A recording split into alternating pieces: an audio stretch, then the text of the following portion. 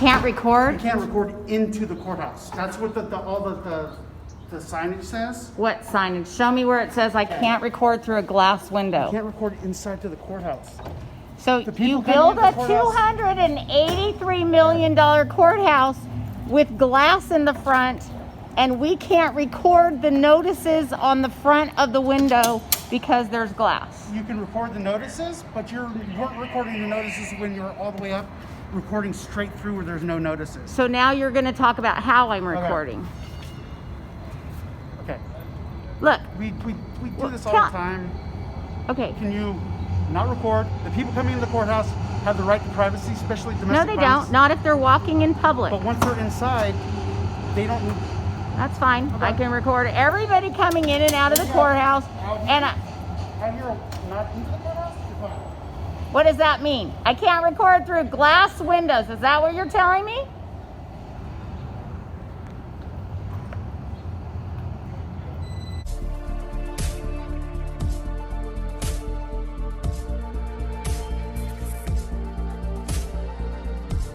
This is Susan Bassi, and for the last 5 years I've been a part of a team that's been working to try to report on what's going on in our local courts.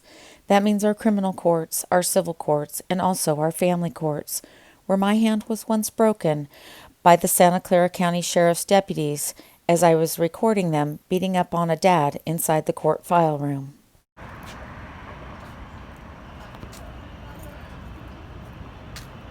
Hey, Elise, aren't attorneys supposed to follow the law? Did you just flip me off? And you said, wow, this is an attorney who makes a lot of money and gets appointed to represent children, and I'm crazy. Really? You want to say that to my face, Elise?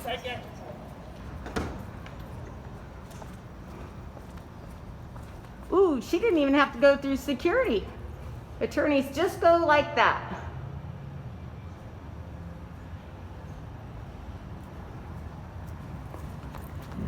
Okay. So you're 19 years old. I am. And you're outside the family courthouse. I am. Yes. So the woman that just walked by you, her name is Elise Mitchell. Okay. And the courts decide that she is supposed to help children whose parents are involved in divorces. So she gets appointed into their cases. Okay. And she decides who the children should live with, the mother or the father. I understand. Did you hear what she just said to me? Yes. What did she say to me? Well, in some quote where she said, fuck you, and, from there up, all the way up from over there to the door. Did you hear her say I was crazy? I did, yes. Did you think that you would ever hear an attorney talking like that? I did not, no. And do you think I'm crazy? I do not think you're crazy, and I think that's not the behavior they should be in, because they're supposed to be an attorney, which is the most occupied, most intelligent person, and who knows how to control themselves. So I do not think an attorney should act like that. And what is your name? My name is Christian Sandoval. Christian Sandoval. My name is Susan Bassi. Nice to meet you. And I have a YouTube channel. Oh, you do? Would you like to know the name of it? 100%. Susan Bassi. Susan Bassi. I'll look that up right now. And you know what? You're going to be on my YouTube channel by tonight. Let's go. Subscribe, guys. Thank you. I appreciate it. Bye-bye. You have a... And there it was. After 5 years of working with thousands of people on social media to try to understand their stories, to try to understand the rules and the court proceedings, and to try to understand what lawyers and judges are supposed to do, it was a 19-year-old boy sitting on the steps of a family courthouse a week before Christmas that was able to best describe how he thought lawyers should behave and what he was actually seeing them do. And now we're going to take that, along with all of our connections to mainstream media and social media, and try to describe this better. Because recently we had some help from mainstream media on our coverage that we learned how to do from a group of people known as First Amendment auditors.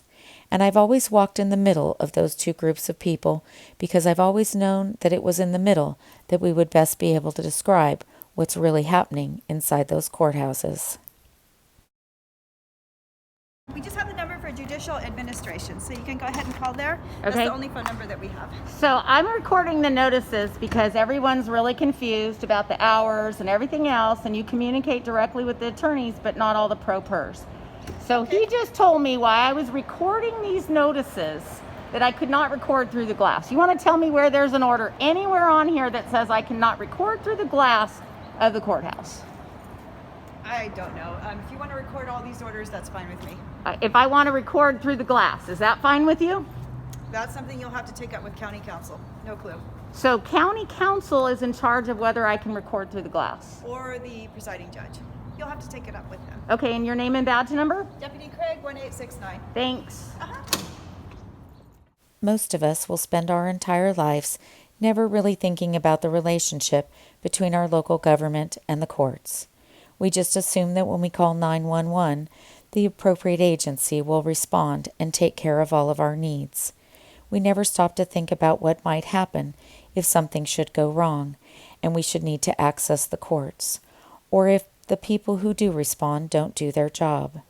This is James Williams. He is in charge of County Council in Santa Clara County.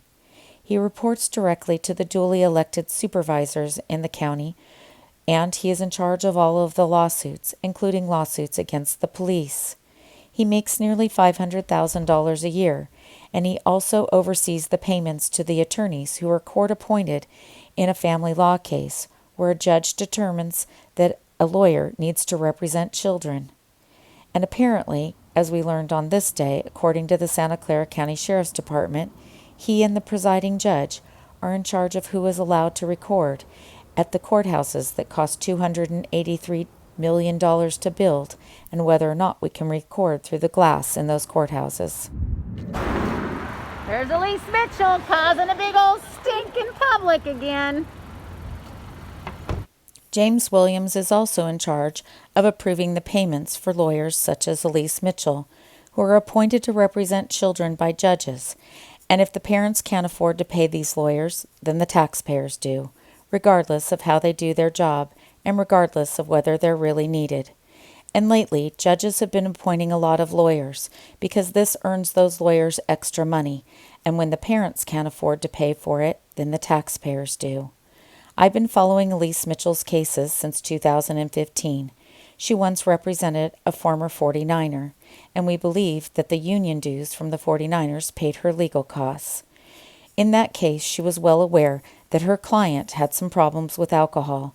He was depressed, he may have had predisposition to CTE, and he wasn't necessarily ready to parent his child.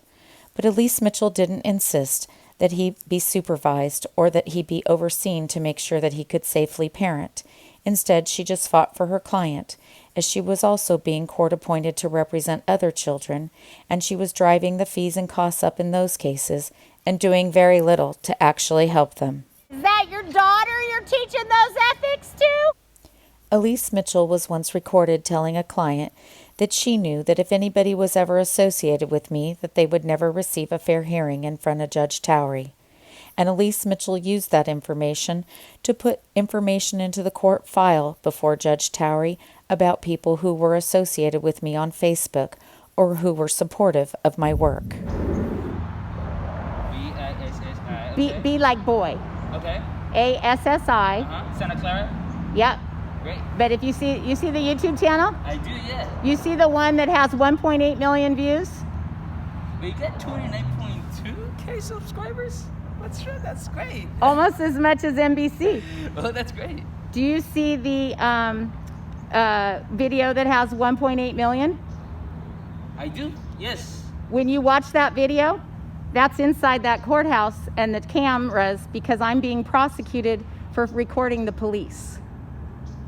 This the first video right here, 1.8 Yeah. million views. Wow. And if you watch that, I tracked a judge jaywalking right where Elise Mitchell was just jaywalking, which is why I filmed it. I see. Because attorneys and judges are supposed to follow the laws.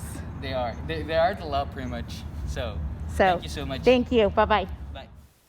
So there we are, a week before the Christmas holiday in December of 2020, and it took a young man teaching me that he was actually interested in what's happening in our courts and whether lawyers are behaving ethically or not. And this is Robert J. Tennant, and that young man may hear Bob Tennant say a bad word or two on a public sidewalk, but he will never see Bob Tennant act unethically or do anything that would harm a child inside court or out. Bob Tennant has been a prosecutor and a Santa Clara County Sheriff's deputy. He's been a family law attorney for over 50 years. He doesn't use a computer, and he doesn't know what YouTube is. And since December of 2013, he's been my lawyer. And he's appeared in cases before Judge Marianne Grilly and Judge James Towery, which, as Elise Mitchell knows, means he hasn't gotten a fair hearing, and he also hasn't gotten paid for the work that he's done. He's never been court-appointed to represent children, and yet there has been nobody who has fought harder for their client than Bob Tennant has had to fight for me, a vexatious litigant who's also a publisher, an investigative reporter, and who's recording judges and lawyers out on the public sidewalk to teach people about what's going on in our family courts.